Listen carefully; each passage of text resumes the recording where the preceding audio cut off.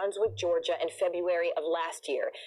When two white men in a pickup truck chased him down, and Arbery, who was not armed, was shot and killed. Charges did not come in the case until months later, and that was after video evidence was released. Let's go ahead and bring in NBC News national reporter Janelle Grimm and NBC News legal analyst Danny Sabalos for us now to help us unpack what this could mean in the steps ahead. Janelle, first up, what's the defense actually asking for, and how has the prosecution responded thus far?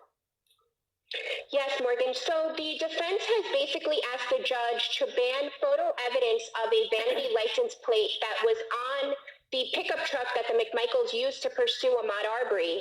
The license plate had a Confederate emblem on it, which we know many people interpret to be racist, Confederate symbols.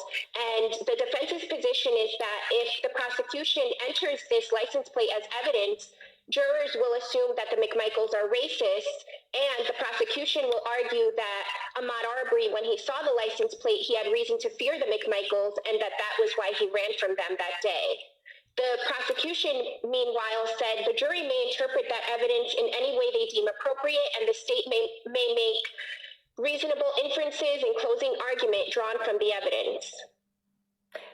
Danny, I want to kind of give us some legal context here. I mean, it sounds like what I hear is happening is also at the heart of the case is whether or not this Confederate flag is or is not a symbol of racism. I mean, does the defense have a case here, and how can we expect this to play out? Am I correct in hearing that interpretation?